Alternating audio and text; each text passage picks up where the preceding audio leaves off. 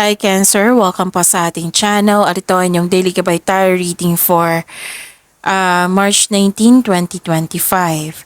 Please be reminded kung naka-resonate kayo, comment down. Kung hindi kayo naka-resonate, ibigay niyo po sa iba kasi general reading po ito.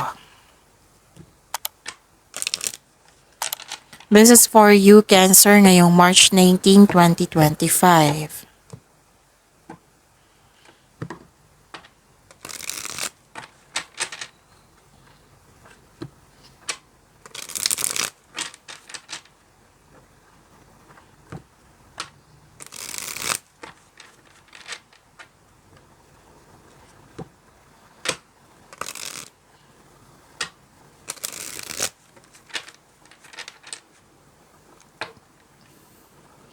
Para po ito sa inyo, Cancer, ngayong March 19, 2025. Maraming salamat po sa inyong patuloy na suporta at maraming salamat din po sa mga hindi nag-skip ng ads.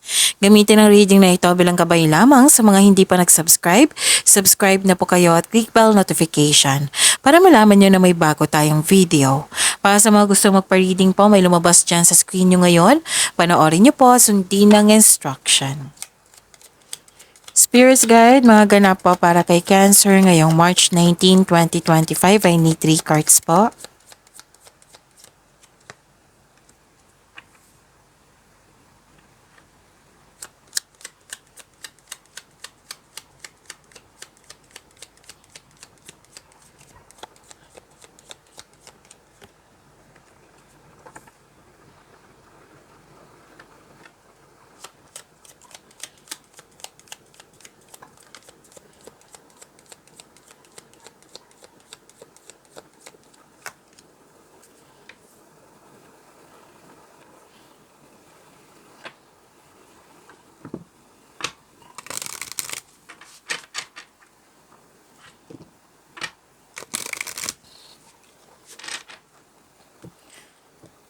Okay. Spirits Guide, mga mensahe po para kay Cancer ngayong March 19, 2025. I need 2 cards po.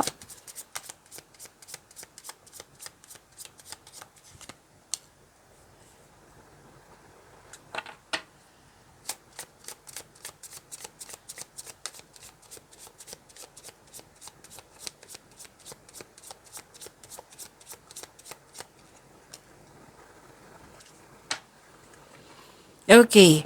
Cancer, ngayong March 19, 2025, mukhang na nabibigatan ka sa paggawa ng desisyon dito or may sitwasyon dyan na nagkaroon ng nahihirapan na bibigatan ka.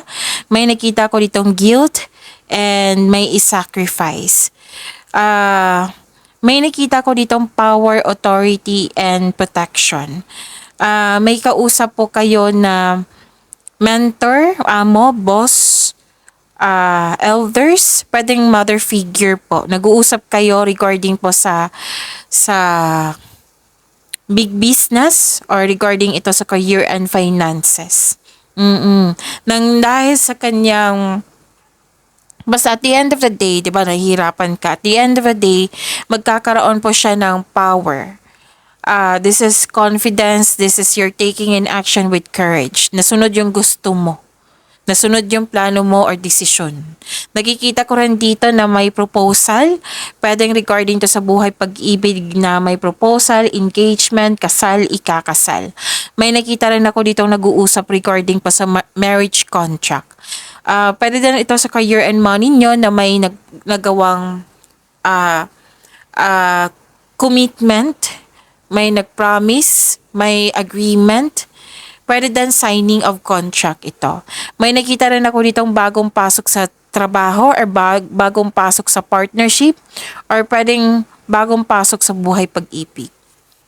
Yung relasyon, nagbuo ng relasyon, nagkasundo, may promises ako nakikita dito. So, it's a reminder to trust yourself and your intuition. So, makinig sa inyong intuition. And maaring nakatanggap kayo ng blessings and success, and ang sabi ng card dito, you deserve it. Kung may narinig kayong ingay ha, umuulan po. Spirits Guide, ano po yung energy ni Cancer ngayong March 19, 2025?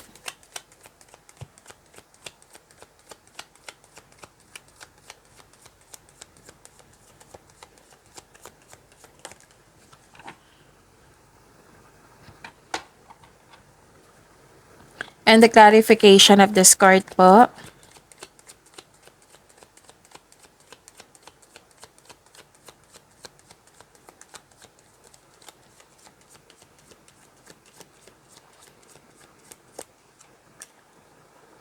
Okay. Kung may narinig kayo or may nakita kayong repeating message, meaning to say, pinupush ng cards niyan kasi ang ilan sa inyo, hindi pa binigyan ng atensyon. Na kung maaari din po, bigyan niyo po ng solusyon at aksyon. Remember, Cancer, at the end of the day, alam mo na ikaw lang taong may kakayahan at responsable na gumawa ng sarili mong katotohanan at kinabukasan. So, ano yung energy ni Cancer? Yes, may celebration. Diba? May sinasabi ako dito sa oracle cards nyo, lumabas dito sa tarot cards nyo, na may celebration, togetherness, may special event. Pwede din nagbibuild kayo ng structure. May nakita kong structure dito eh. At nagkaroon ng stability. May gantimpala kang matatanggap na maaring mana ito, promotion or recognition. Ito na, yung sinabi dito na you deserve this. Okay? Ang ilan sa inyo nag-decide na magpahinga. May nakita rin akong planong magbakasyon, posibleng out of town ito. And ito yung sabi ko sa inyo na may ganap na pagdiriwang na, regarding sa pwedeng kasal, monthsary, anniversary, or pagtatapos, achievement. Nakikita ko dito yung happiness nyo po. May ilan dito na, may planong magsama sa isang bubong. Ang ilan sa inyo handa ng pumasok sa basta may dito, handa nang pumasok sa pag-ibig, handa nang pumasok sa buhay negosyo, basta may nakita ko ditong handa na. Okay? So, yun. Oh. Mag-ingat kasi malalaman mo rin to na may taong may ganap na paninin lang. Yes, may ganap na paninin lang. Malalaman mo to kasi mataas ang inyong intuition. Pero din hindi ka satisfied sa nagawang completion. May tao ditong hindi totoo. Pero malalaman mo ito kasi mataas ang inyong intuition. So, connect to your intuition. Kaya nga may sabi dito na nag-remind na magtiwala sa inyong sarili at sa inyong intuition. Makinig kayo. Okay? Okay. Mataas ang intuition mo Malalaman mo yung sikreto. Malalaman mo kung sino yung taong maluloko or nanloko sa'yo.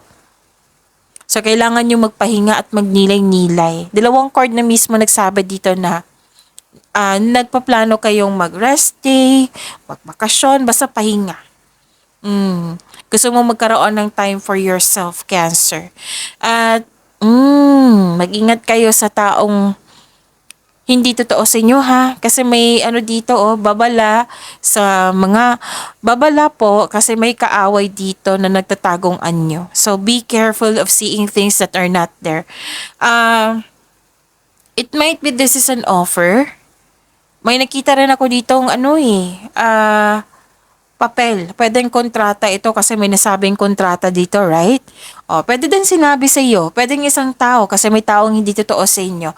Basta may sabi dito na lalo na papel. Pwedeng kontrata ito. Alamin mo kung totoo ba yung nakasulat dyan. Baka iba yung sinasabi tapos iba yung nakasulat dyan sa papel. Kaya be wiser at mag-ingat. So, may secret. Malalaman mo to kasi ang sinabi ng card basta marunong lang kayo makinig. So, may sikreto na mabubulgar at magkaroon kayo ng pag-uusap po.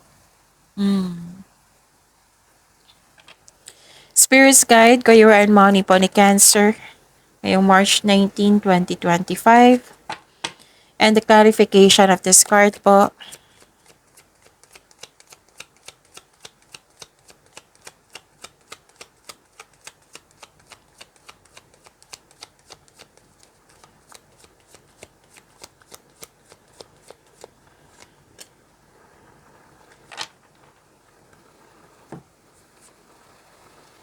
Okay.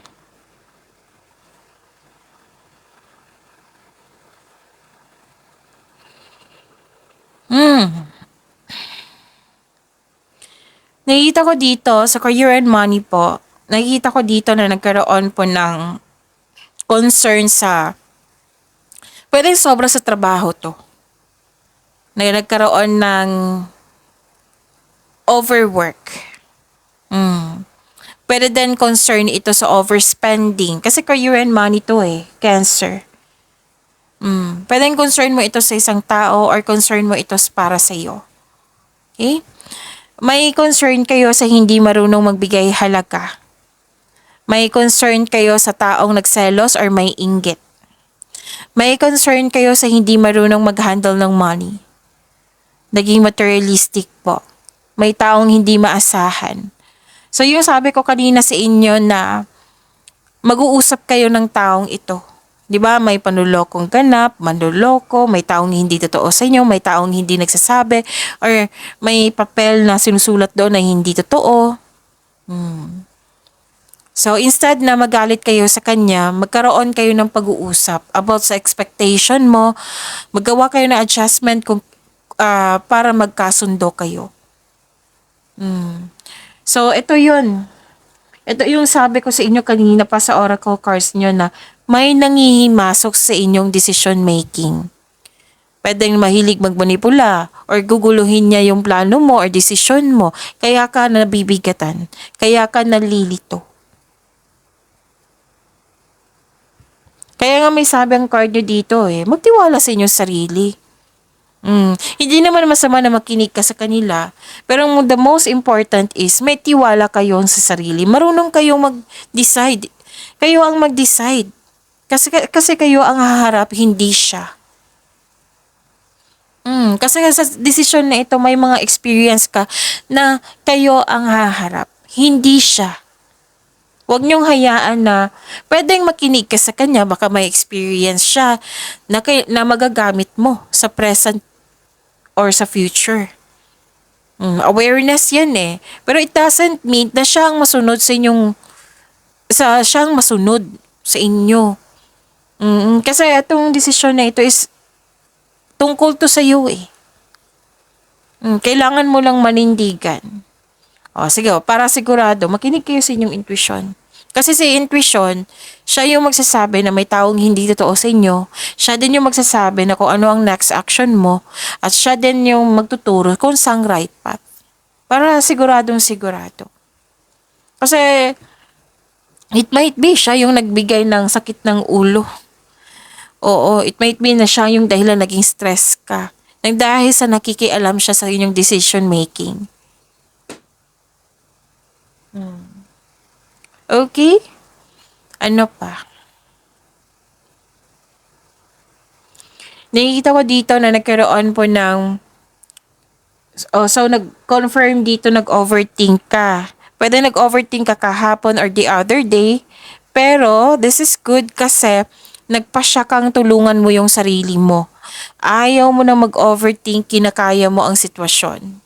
Nakikita ko pa naman dito na naging hopeless ka. It might be na didistract ka sa taong ito. Kasi nga ako kanina share ko lang saglit na hindi advisable sa akin na mag-scroll ng Facebook or Meta. Kasi makukuha kong energy nila So, mataas yung oras ko para magpahinga bago magbasa. So kain siya oras. So nag-decide ako kanina na hindi ako magsuscroll ng Facebook or Meta or even sa mga comment section. Uunahin kong magbasa sa 12 zodiac signs bago ako mag-scroll dyan. Yan yung decision ko. So yun.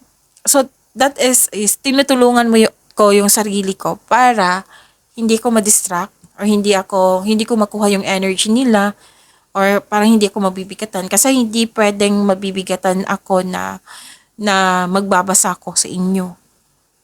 So tinulungan ko yung sarili ko kasi alam kong hindi nakakabuti sa akin.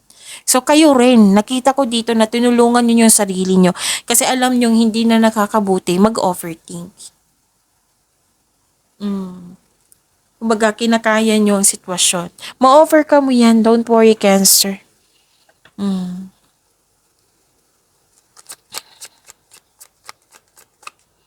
Kasi, it's part of maturity sa isang tao. And, kasi hindi ako dati nito, yung ganitong mag-isip.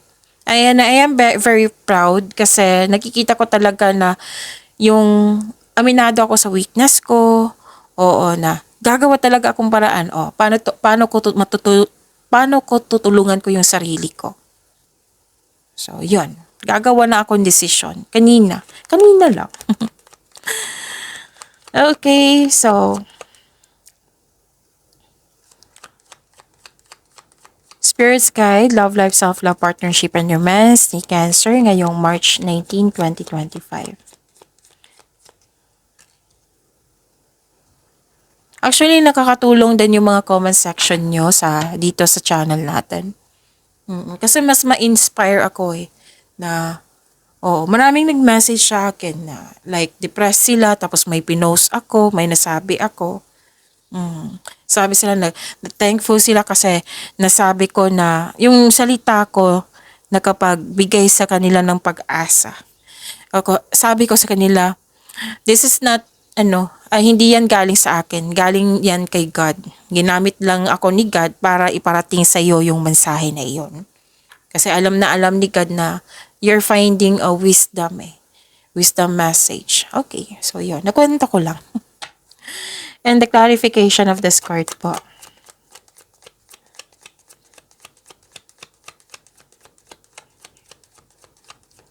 Basta mag-i-insist talaga ako. Hindi muna ako magsuscroll-scroll. 'Di ba? Usually kung mag-scroll-scroll tayo tapos parang diyan tayo mare-relax.